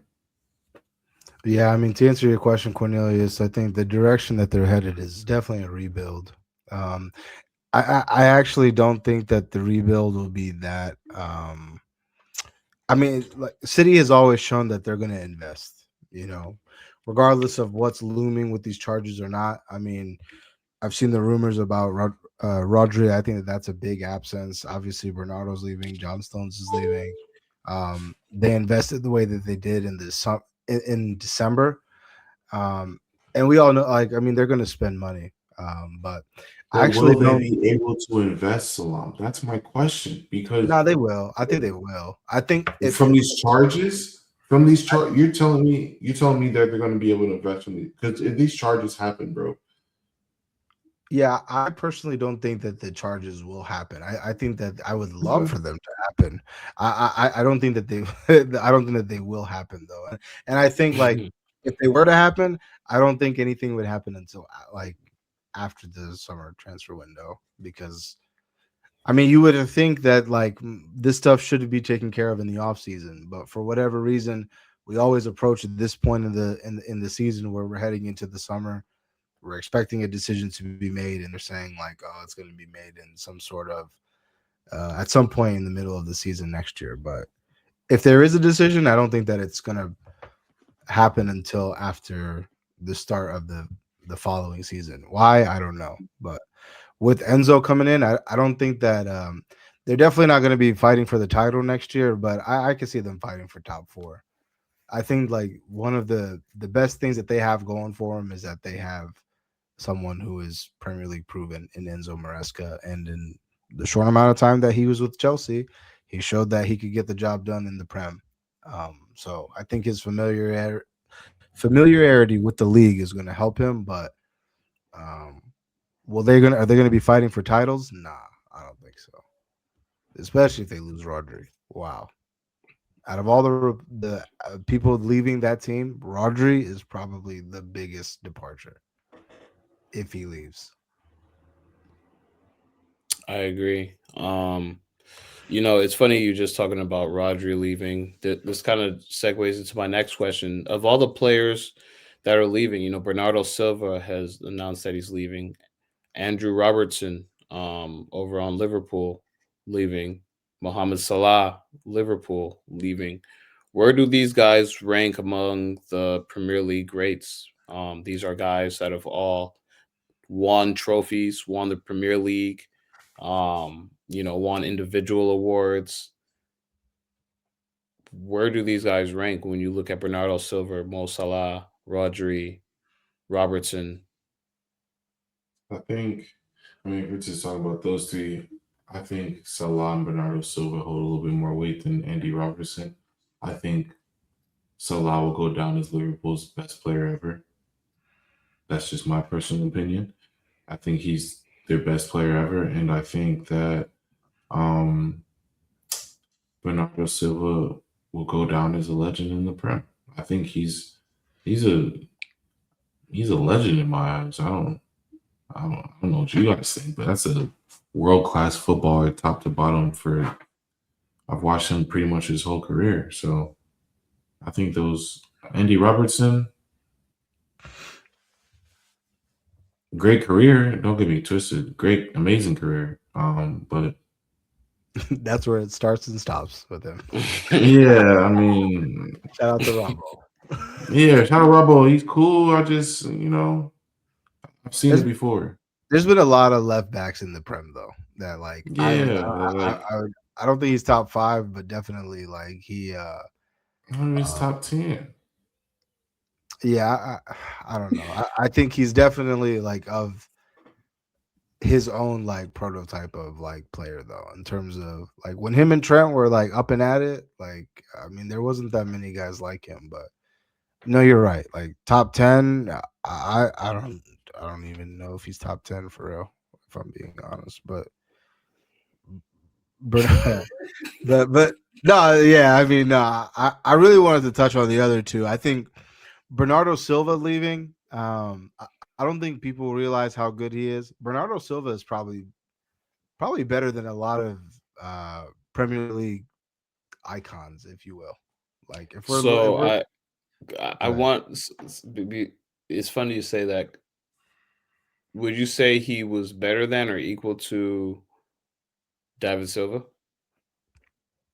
uh, that's a that's a That's a tough question, and I think for anyone hearing that, they probably would be like, "Oh, like what are you fucking kidding me?" David Silva, like he's obviously clear. I would say, if I'm being honest with you, Cornelius, I'm gonna go with Bernardo Silva. David Silva, I think, gets a lot of the praise and as deservingly as he should, because I think he was one of the OGs that really ushered in this Man City era as we know it. But if we're actually comparing like like what they've won, and I mean shit, I would probably say David Silva is a better player than Bernardo Silva, but like not, I don't think it's by that. I mean he's better than him, but I don't think it's by that much. And I think And the like reason I ask is because like you said, David Silva kind of, so to speak, gave the reins to Bernardo Silva, as David Silva was one of the OGs on that City team that started this dominance during Pep's time here, and then Bernardo Silva kind of ended out Pep's tenure here, and we kind of saw the overlap between those two. But yeah, I think they're similar players. They're both center mids, but I think Bernardo Silva had expanded his game in the latter stages of his career these last couple of years, to where he dropped in a little deeper. Sometimes he would play a little bit higher. He kind of just became that hybrid, kind of just attacker, in which I thought David Silva was more of just a center mid. But that's why I asked the question, because I think you can go either way. Gabriel asked who would you say had the better career? Who's the better player between Bernardo Silva and David Silva? I'm going. My heart wants to go with David Silva, but I think I go with Bernardo too. yeah, bro. He's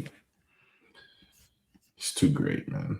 Like I want to go David Silva just off nostalgia, but I think when we sit back and look, and I mean it's all recency bias, but I feel like we sit back and look 10 years from now and we look at both of their illustrious careers, I think sit back and say, you know what? I think you got him beat. I think you got him beat. I mean, like I said, David Silva, I think, gets a lot of the praise because he was a part of that. He was one of the pillars, I feel like, for Man City and what they are right now. But the same way David Silva ushered in, this era for City. Hey, Bernardo Silva was a part of the first Champions League ever this club has ever seen. He was a part of the first treble the club has ever seen. So, like, a lot of firsts with both of them. But yeah, our comments are gonna go crazy. No, I think honestly, bro, like I was just thinking that because I always thought that Bernardo Silva was like a mini David Silva. Like when I saw them play initially, I was just like, bro, he's just like a mini David Silva. He's not as smooth on the ball, but over his career at City, it's like, damn, this guy is great, honestly. Yeah. But yeah, before we end the episode with our awards for the Premier League this season, I do want to talk about the England selection. It's been the talk of the town, the England World Cup squad. So kind of like what I did with the US, I do want to just go through the squad. I'll talk about the positions, and then we'll talk about if we see any snubs or any highlights that we want to talk about on the different positions. But starting with the goalkeepers, we have Dean Henderson, Jordan Pickford, and Aaron Ramsdale. I think we all kind of expected those would be the top three. Who do you think starts? Do you think this is Pickford's job? Let's not even try to Pickford start. Bro, Pickford could be out for the whole season. He's still going to start. He's starting. Let's not even try to do this. Shout out JP. From our defenders, we have Lewis Dunk, Joe Gomez, Mark Gahey, Ezri Konsa, Luke Shaw, John Stones, Kieran Trippier, and Kyle Walker. I feel like if there was anyone I would want to be on this roster, it would be Reece James, but he's just not healthy enough. But Kyle Walker, I thought was another. I think that's just like a legacy pick. I don't know if he plays much in this World Cup, but he does have the experience. From you to any surprises, or is this pretty much the defenders that we think are the best for England here? I mean, I'm biased, but I'm surprised Lewis Skelly isn't getting a shout. But I can understand that he didn't play it all season, so I can get it. I mean, yeah, Harry Maguire not making it is a huge one. I think he could have added a lot to this squad from an experience standpoint, and just from he's been pretty good over the past year. So I'm surprised he's not going, but nonetheless, I think they're quality defenders in that squad. But I think it could be better. Oh, Reece James is going. Yeah, he's not going as a. My bad, I said that. He's not going as a defender, which I thought was interesting. He's going as a midfielder. Okay.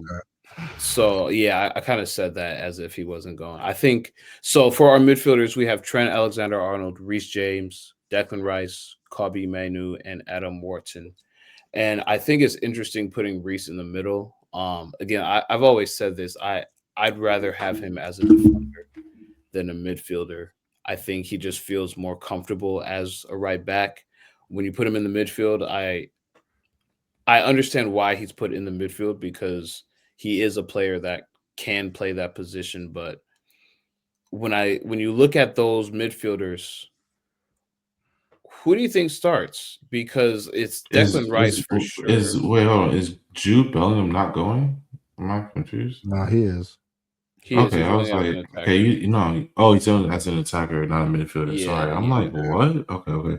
On the list I'm looking at, they have him as a forward, so that's just the way it's broken. Okay. No, it's all good. It's all good. No, so say the six again. Which one are you looking at, Cornelius? Which roster?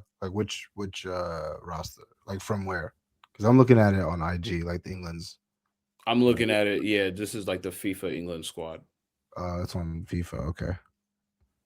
So I have Trent, Reece James, Declan Rice, Kobbie Mainoo, and Adam Wharton. Is that what you see?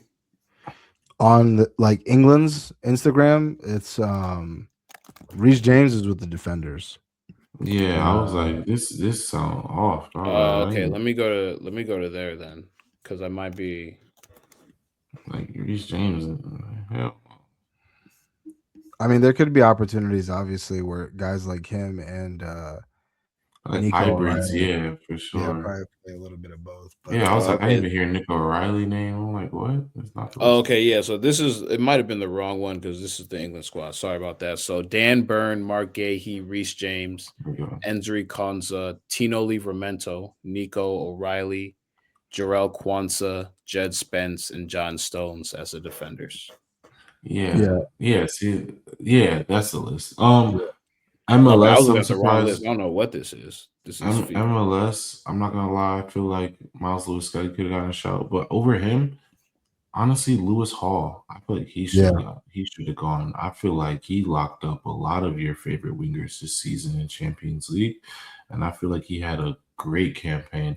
And I know Nico O'Reilly's going. He definitely deserves to go. I think he's had an amazing season. I think he just spawned out of nowhere and it's just been amazing. But I think Lewis Hall deserves a shout too. He should have been on this trip. He earned it. Unfortunate, but he definitely earned it. Yeah, I mean, still Maguire though. Still Maguire. He should have gone. I can't really claim to watch very many Jarrell Quansah games, but Man, over Luis Hall, and even like, I mean, shit, bro. Shout out to Dead Spence, but like, I don't know, man. You definitely not over Luis Hall, and I think. I mean, I don't know, but as the defenders for me, more or less, are the. I mean, yeah. I would have swapped out Maguire with Quansah, maybe Spence with Hall, but everybody else I think is like pretty straightforward. I'm not gonna lie to you, bro. I don't like the Dan Burn call up. I don't understand it. I do. Maybe for height, like in those games where you're defending and you want to but I don't know, bro. I think the same way we were talking about Tim Ream defending for us, bro. I am not trying to have Den Burn go 1v1 with some Mandim from Senegal. No, absolutely. No. Absolutely. I understand the call up. Then I understand the call up. I can respect the call up too. He's a center back and left back. He's 6'7", 6'8". He's technically actually pretty good, and he also brings a lot of experience. And also, one thing that helped Dan Burn is when he got called up earlier in the year and over the past couple call ups, he's done well. That's also what helped him a lot too. So like, I can see how it might be fried, but like honestly, I like Tuchel changing it up a little bit, and I don't like all of his decisions because Quansah, like I really, there's a couple people I could have said you could bring over him, but and Spence too, but I don't know, it is what it is. I trust Tuchel in tournaments. Yeah. I mean, midfield wise, pretty straightforward. I mean, Anderson, Bellingham as a Jordan Henderson. I don't know. That's a Cornelius say a legacy. Yeah, it's a legacy, man. I don't even know why he went. I would take Maguire over Henderson, respectfully, because you need legs in the midfield during the World Cup. This guy is done, man. He doesn't have his legs anymore. I don't know why. There's so many midfielders I would take over Jordan Henderson, especially English midfielders. Like, what? But yeah, like I said, I trust Tuchel. Who do you think missed out? Midfielder wise, name all the midfielders again. Elliot Anderson, Jude Bellingham, Eze, Jordan Henderson, Kobe Mainoo, Declan Rice, Morgan Rogers. I mean, respectfully, I'm taking Cole Palmer over him. Jordan Henderson, I'm taking Jared Bowen over him. Jared Bowen can play in the 10, and you can move one of the other midfielders in the 8 role.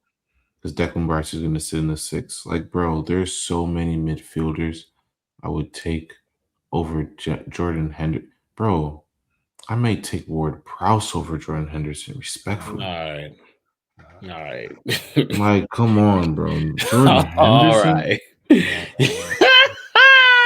Maybe it's the yak. Maybe it's the yak. I don't know. Yeah, no. I don't even know where he's playing. Where is he playing? Ward Prowse, I think he just got in the Prem somewhere. He's in the Prem somewhere. He's in the Prem somewhere. He's I just saw Buddy. I feel but no, respectfully though, there's so many other midfielders that I would take over Jordan Henderson, and I think this is just a legacy pick, which I can understand. But he better not be starting. Nah, he's not. He better not be starting. Like, if I see Jordan Henderson in a starting 11 lineup outside of England has already secured first place in their group, and he's just there for formality to get some minutes, bro, it's an issue. There's so many better midfielders. Bro, take James Maddison. Swear off injury. Bro, there's so many guys, respectfully, I'm taking over Jordan Henderson. I'll take Adam Morton, yeah. Adam Warren over him. Adam Warren, 100%. What? Adam Warren is such quality, bro. Come on, man. Yeah, so attackers, what? Anthony Gordon, Harry Kane, Madueke, Rashford, Saka, Ivan Toney, and Ollie Watkins. I'm honestly more surprised about I didn't think Nani Madueke would make it. I'm Really? being honest. I know he's been getting called up, but I didn't think he'd make the squad, if I'm being real. Yeah, Ivan he's solid Toney, Saka's backup for club and country, man. hey, it's not a bad place to be. You competed with the best. Yeah, It's not a bad place to be. he's direct too. I like the call up from him. You know, Yeah, I he's like the call up, but it's It is if an he wants to eye-opener. be if he wants to be direct, bro. I've seen Madueke be mad passive. It's like when he feels like it, he does it, and if it doesn't go off a couple of times, then he stops. And it's like, no, bro, we brought you on to continue to take players on. Don't stop taking players on and being passive, bro. But also like Cole Palmer, like respectfully. Cole Palmer has a more of a track record, I guess, in a sense than Madueke. You know what I mean? Like goal and assist wise, you're playing off the left side. Like you can quote unquote say he's done more from a GA perspective than Madueke's done. So I don't know. Like, and he hasn't had a great season, but I'm just a little surprised. I'm just a tad surprised. Um, but outside of that, Ivan Tony's had a great season. And sometimes you just need a gun. Like you need guys that you don't expect. You need a gunman, bro. You need someone who's just gonna just finish, be in the area and finish it. Obviously, Kane's gonna be that, but Kane is at his age, bro, and we're not gonna keep asking you to pull out 90-minute performances. We need you for 60 solid minutes, 70 solid minutes, and then we're going to get in a guy fresh to potentially close the game out. You know, I think Ivan Toney is a perfect add to this squad, and then also you have a PK taker too, and we know the history with England and PKs, and Ivan Toney is another guy you can bring on and say, yeah, even if we have to take Kane. I mean, if it comes down to it, I think Kane will stay on, but if you need to make substitutions for PK purposes, this is another guy who can take Saka get the out. job done. Yeah, and chill, relax. Saka's not coming in. Take Don't Rashford do out. that. Don't do that. Yeah, that's Rashford, but because we haven't seen Rashford take a PK we haven't since. really seen him take a pin. We've seen Saka take PKs and finish. Redemption For story at England? West Ham.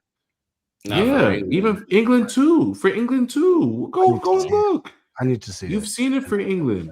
Probably, So, probably. Since then, yeah. since yes, you have. Since the Euros. Okay. So you know, I like the Tony pick. Ollie Watkins respected too. Gunman. Yeah, he No, balled Ollie out. Watkins was He always. balled out recently. I too. feel like Ollie Watkins has he's one of those who cemented himself for the last 2 seasons. He has to go. But yeah, man, I think that this World Cup squad is when you look at this World Cup squad compared to maybe their Euro squad, do you think it's stronger than what it was 2 years ago? I think it's stronger simply because of the manager, and I think that he's a part of the team as well too. Like, yeah, he doesn't play, but ultimately, I think one of the biggest gripes about this English team was the manager. A lot of people said the manager was holding them back or being too passive or not being proactive in moments where he could affect the game. And I think Tuchel's gonna address that. And more or less, like, bro, there's only like 1 or 2 people that like we're kind of like going back and forth about. Everybody else on the team is like pretty much, you know, who gives them, or at least in his eyes, the best opportunity to win. So I like it. I think that this may sound crazy, but well, I'll wait until Sycamore. But I would not be surprised if they find themselves in a semifinal or final. I'm not with Tuchel, bro. this is like Tuchel's bread and butter. Cup competitions, all I got to do is win the game in front of me. Yeah. Yeah, he's smart, man. He's smart. I think he brought specific players for specific matchups. Um, and that's why we're seeing some of these names on here. But yeah, I agree. I trust Tuchel, and I think this English team is definitely one to be looked at as one of the contenders for favorite to win it. But let's get into these awards for our Premier League players. We got manager of the season, player of the season for your club, and then player you think that earned a move this season, a big move. Um, so we'll do it round robin. We'll start with manager of the season. Gabriel, will start with you. We'll go to Salam, and then I'll end it. Come on, it's a dumb question. Arteta. Simple. Salam. Hold on, bro. Gabriel, why do you think Arteta's the manager of the season aside from winning the Premier League? Can you give us? Because for all the stats that I've said about this guy, 32 injuries this season, still came up number one. Least shots conceded, most clean sheets, least goals conceded, most wins in club history, Premier League winner, Champions League final upcoming. Come on, there's not a better manager that did a better job this season outside of Arteta. Simple. There's no questions about it. Arteta is the manager of the season. He will win the award. Simple.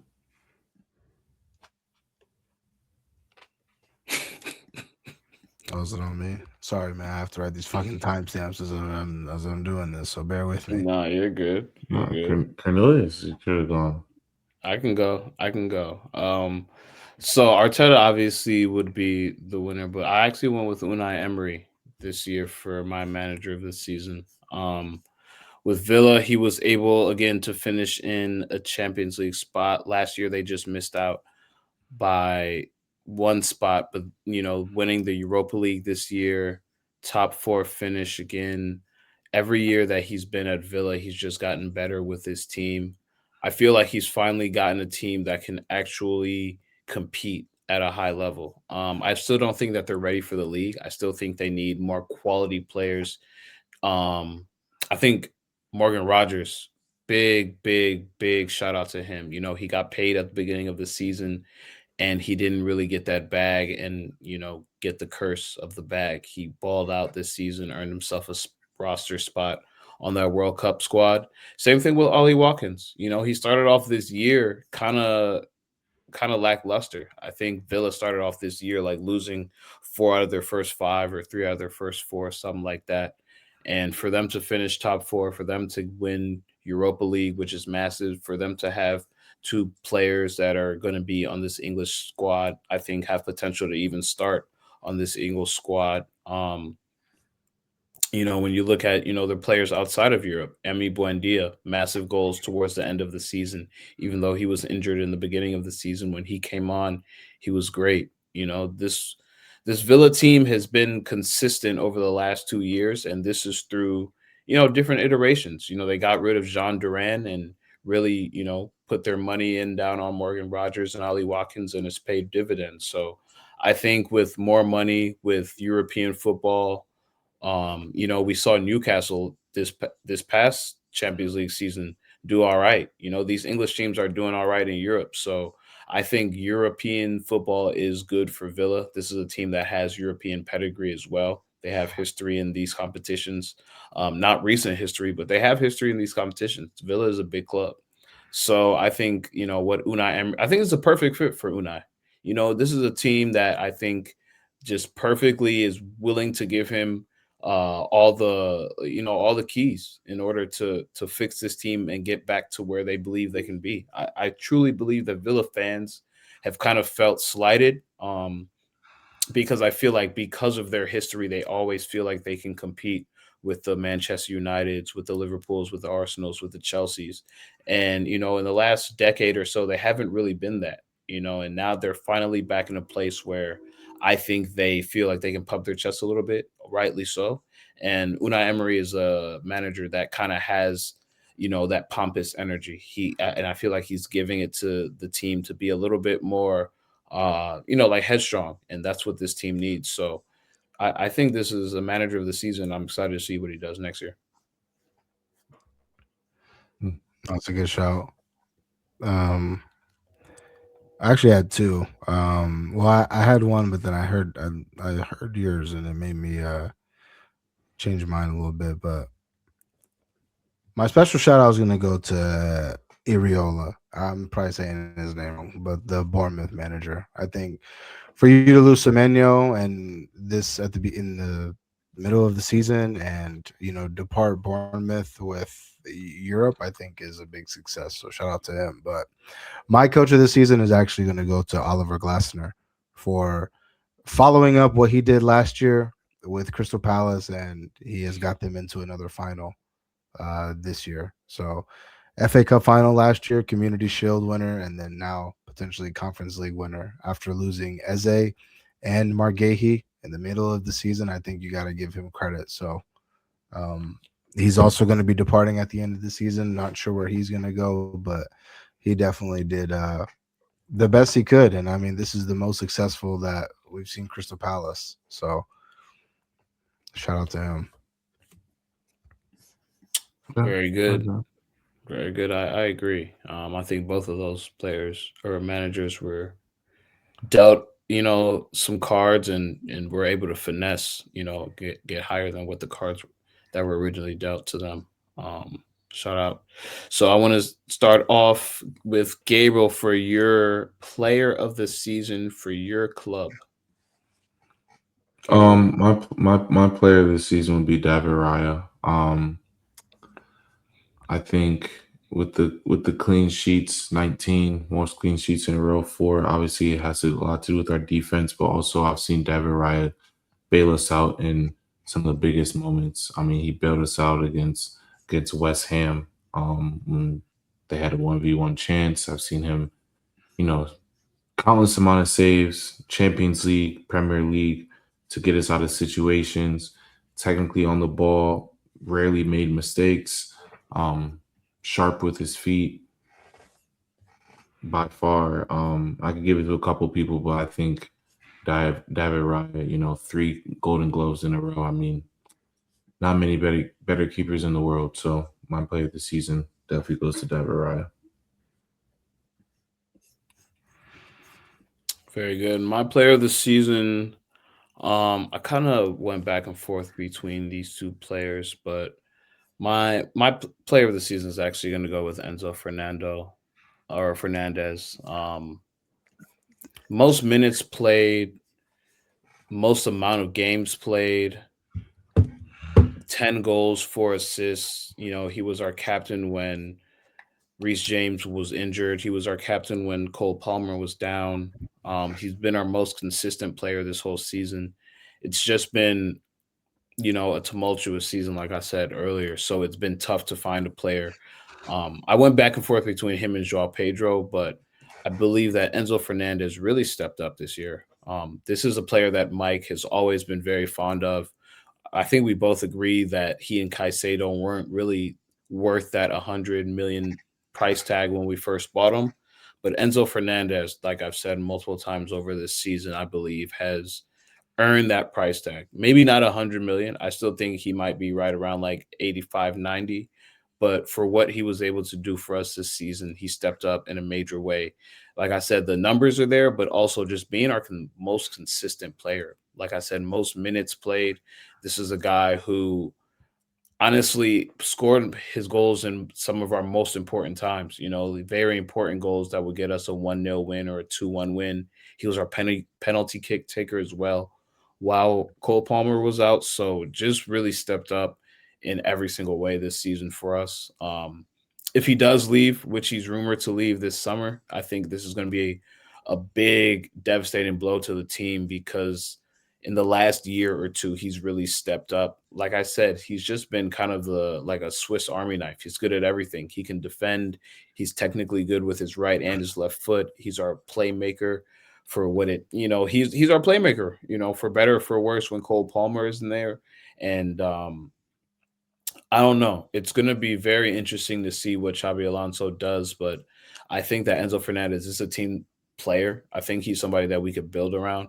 I know he's getting shouts from Madrid and a few other clubs, but I think this is a player that we do need because we need some sort of consistency within Chelsea. Like when I look around the league and I look at Arsenal, when I even look at your team, Salami, you guys have players that have been on United for, 4, 5, 6 managers now. When you look at a player like Dallo, when you look at a player like Luke Shaw, I know you snicker and laugh, but like these are players that have been there for the long haul, and for better or for worse, they're OGs, they're vets. They're players that have been starting, are going to start. They've been through multiple administrations. They may not be the best player in that position or the best player on your team, but they're players that have been through the ringer and have kind of been solid throughout. When you look at Maguire, he's been there throughout. When I look at this Chelsea team, we don't really have players that have been there for 5, 6, 7, 8 years, besides Reece James. So I like the continuity of having those players on the team that may not be the best player. They may not be the most talented in that position, but you need those locker room guys. You need those guys that have been there for a minute. And I feel like we're starting to build that with some of our players, that have been here through the beginning of the Blue Co project, And so we have players that have been here for 3 and 4 years now. And Enzo Fernandez is one of those guys. So when I see the rumors that he might be leaving, it's tough because not only are we losing a quality player, but we're losing a guy who understands who Chelsea is. He's someone who's been able to lead us through the good, the bad, and the ugly. And so it's tough when you hear things like that. But he's definitely been my player of the season through the ups and downs. So shout out Enzo.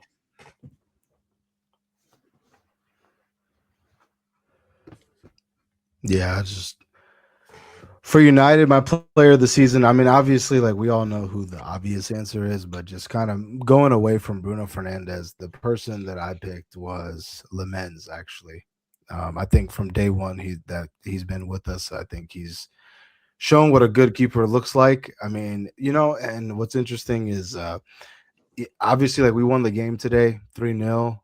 It wasn't a game that we really were incentivized to win. I mean, obviously we were incentivized for Bruno to get the record, but Brighton actually were more incentivized to win than we were because they were actually fighting for Europe. And one of the standouts for me was the fact that we kept the clean sheet, and it's been night and day since we had the previous keepers that we've had. And I know Onana's coming back. He's excited about Champions League, but it's remarkable what a good goalkeeper can do for you, and he's been a big part of our success, at least defensively. And he's seen a lot of combinations in front of him as well too. But for a young keeper like that to come into a tough situation and provide stability, I gotta give him credit. So shout out to Lemens. Fair. Safe. Very fair. And then our last award, player that you think deserves a big move this summer. I'll go first. My player is Mateus Fernandez. From West Ham. I know that obviously West Ham got relegated, but he honestly has been one of their best players in the entire season. Extremely technical midfielder, left foot, right foot, can ping a ball 60 yards. Just extremely, extremely technical. And you could tell he's a fighter. You can tell that he's scrappy. He gets stuck in the tackles. He'll do the defensive work, but he also has some quality on the offensive side too. So I think he's definitely earned himself a move. Obviously, with West Ham going down, it's a little bit easier for him to probably get a move as well. But this is, whether they went down or not, I think this is a player who's going to get a big move, and he definitely deserves it. So I know there's a lot of guys out there that deserve him, but this is definitely one of them. So shout out to Mateus Fernandez. That's a good one. I was going back and forth between two people, but I'm gonna end up just going with my original thought, and that's Junior Krupi. he's just one of those players that when you first see him, you just like, all right, this kid's special. And I know that Chelsea's looking at him. I know Arsenal's looking at him. I know that there are a lot of rumors on where this kid might go, but I think that he deserves to go to a big club, and I think he'll shine, honestly, wherever he goes. Like I said, youngest player to score, double digit goals in the Premier League. It's 13, I believe, this year. For his first year in the league. Incredible season. So I think that Bournemouth, they've just been doing incredible research on their young players. Like Gabriel said, Semenyo left and they were just able to the Selam, I think that was saying that with Areola, that they were able to just continue to be a good club this year. And I think it's mainly because of their recruitment. So shout out to Krupi. I think he's going to get a move this summer, and just excited to see where he goes. Facts. Yeah, man. Hope he comes to Arsenal. Because we could definitely use him. I'm gonna say, for me, my player of the season would have to be Igor Thiago. I think it's really hard to find a reliable goal scorer. I think strikers are at a premium nowadays. There's not really a bunch of guys that you can count on to get you double-digit goals, especially in the Premier League. And for being honest, he's probably Brazil's best striker at the moment. I don't know if they're going to play with the recognized striker, but as it stands right now, he's definitely Brazil's best striker. He's one of the best strikers in the league. And this is a guy who could be playing Champions League nights somewhere. Obviously, Brentford missed out on Europe, but whether it be in the Prem or in another league, I think that he could really help out a bunch of teams. And I think the stats obviously speak for themselves, but that's a guy that I think could be contributing on a much bigger team. All right, guys. Season 6 is almost in the books, but there is one more prediction. I know you guys wanted to get out of here, but there's one more prediction that each of us have to do. I'm sorry. And that is the Champions League Final. I'm not even pouring it in the glass no more. We should. You know what's crazy, bro? Is Kanye this John. Both of your teams have now reached the Champions League final. I've reached the Europa League final. Cornelius's team has reached the the Conference League final, but wait. Don't disrespect like that. We reached the Champions League final as well during the duration of this podcast. We're not doing that. Yeah. Okay. Just making sure. Yeah, we ain't doing that. Yeah, not just the Conference League. I didn't say you didn't win. I just said both of your teams have reached the final. We've all, reached different European finals. It's a different magnitude, but obviously, this is the big one. But Gabriel, I'll start with you. Arsenal versus PSG Champions League final. Who you got? 3-2 Arsenal. You heard it here first. This is going to be a firework game. Like I said, the weight has been lifted. This team can play free. No matter what we do, we're already in success. So this is just going to be added success. And I feel like, we lost in the final this year. I feel like we know what it takes now. And yeah, we lost to this PSG team earlier in the season, but this was with no Gabriel. I don't think Enzo was playing. Certain guys weren't playing. You're gonna see a full strength Arsenal. Inshallah, Timber comes back. But no, you're gonna see a full strength Arsenal squad, and not only are they high on vibes, but they're ready to get the job done. Why not make this year even sweeter? Who knows if you're gonna be in this position next year? So might as well take advantage of the moment now. And I think this team has everything and more to go get it done, especially defensively too. So I think it'll be fireworks. I think quality will end up taking over. But I think, defensively we'll get it done, especially on the set piece side. And I can see us scoring a set piece goal that'll get us over the hump. 3-2 Arsenal. You heard it here first. You know where I'm gonna be during the Champions League final. I'll literally be in London with the Mandem, watching the final, and you'll get it done, man. Like what Kevin Garnett said, anything is possible. Wow, you're going to be in the final?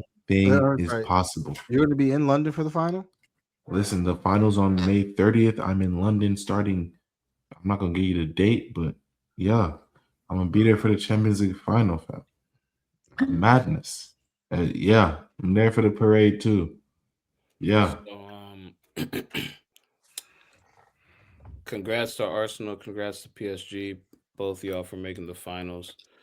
I got PSG in this one. All I right. think this PSG team. Wanna put some bread on it? I mean, I put a little gentleman joint. You know what I'm saying?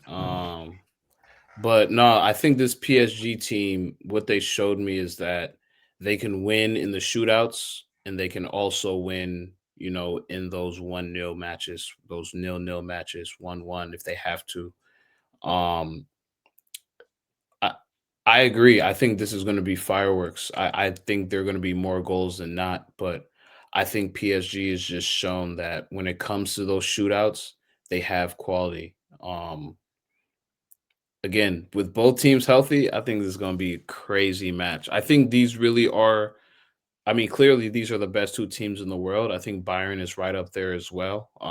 They could be you guys could be 1A, 1B, and then Bayern at 2A.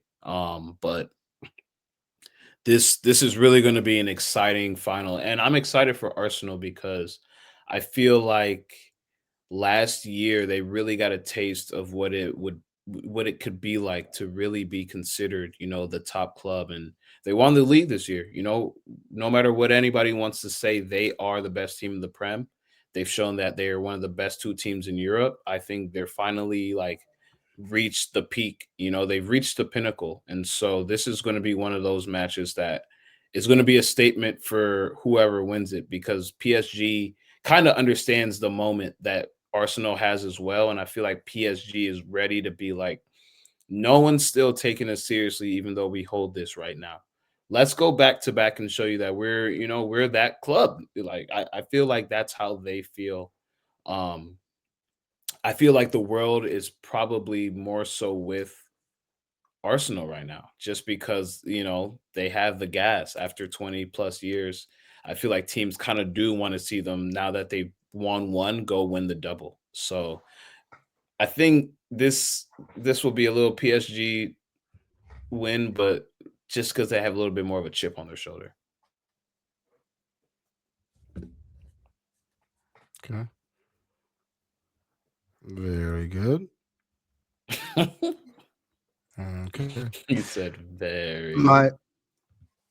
My prediction for the Champions League final, I'm actually going to go with Arsenal, which I know sounds crazy. What? I know it sounds crazy, but Arsenal's built for these type of games, man. You're telling me Arteta has 90 minutes to do what he does best? And to be honest with you, I actually think it's going to be a low-scoring game. I think that bodes well for Arsenal. I think from an Arsenal standpoint, what you don't want is to get into a track meet with them. I think you should try and keep it tight and do what you guys do best, which is defend like no one else does. I think that's your guys' biggest strength. PSG has showed me that they can give up goals. That Bayern matchup is, like I said when we recorded a few weeks ago, the first leg, that Bayern matchup really told me a lot about PSG. And that was that you guys can concede goals just from anywhere. And, I don't think Arsenal is the same team offensively that Bayern Munich is. But I don't know. If you're going to give up goals like that, I think that bodes well for Arsenal. Because I just don't see them just coming out here and just lighting up Arsenal the same way that PSG lit up Liverpool or Bayern for that matter. I don't think that they've seen a defense like this. But, that's my pick. I think that Arsenal's going to win the trophy. I think that this is... You can't bet. It's hard to bet against a team that, you know what I'm saying, is defensively sound. You know what I'm saying? Like this is almost the worst team that you would want to face in a final, if I'm being honest with you. Listen, and if he lying, he flying. You feel me? If Yeah. if he lying, he's flying. Stop playing with him, man. I'm trying I to tell like you that now. pick, Selam. I like that pick, Selam. I'm trying to tell you. Take the under. We got one more One more lock. one more lock left. Ah. One more lock left, but no, it's a good one, guys. I mean, season 6 is almost obviously after the Champions League. Season 6 will be in the books, and then man, World Cup, and I feel like the summer's gonna go by like real quickly. Summertime. Yeah, it's gonna go by real quickly. Obviously, the World Cup will carry us throughout July. MLS is back for 2 weeks, and then we're back in preseason. So we'll see each other very soon. But no, man, you'll see me as a Premier League champion. Yeah. It still sounds crazy, but yeah, here we are, 2026. Arsenal Premier League champions. Who would have thought, man? From stop the cap to Premier League champions, man. We love it. There was a video I remember. It came up on my timeline. It was like a flashback on TikTok. It said it was when you were like, I think realistically, if we finish 6th, and I was like, damn, you guys were talking about finishing those days. 6th. You know what I'm saying? Days, man. We've been through it, bro. I've been through it. I know what it takes now. Y'all got some time. It's yeah, I mean, yeah, you guys have I don't know. Who knows where we'll be 6 years from now? Hello. I'm excited to see. I'm excited to see next season, man. It's funny because Selam always says we always have next season. I'm the king of the next first season. time in my life, I've actually felt that on a spiritual level. Like, Yeah. I really felt that this year. Like, damn. Yeah. At least we got next year. Yeah. I mean, it worked out well for you guys, though. At least, in spite of everything that you went through, you end the season with probably the most hope that you've had. And you know what I'm saying? Same with me, bro. I'm so looking forward to transfers. Give me all the rumors. I want to be linked to Traumini. I want to be linked to Elliot Anderson. I want everybody. You know what I'm saying? Like, whatever. Appreciate everybody's continued support. Season 6 is now in the books. And you know what? Good luck to you in your future endeavors. Hey,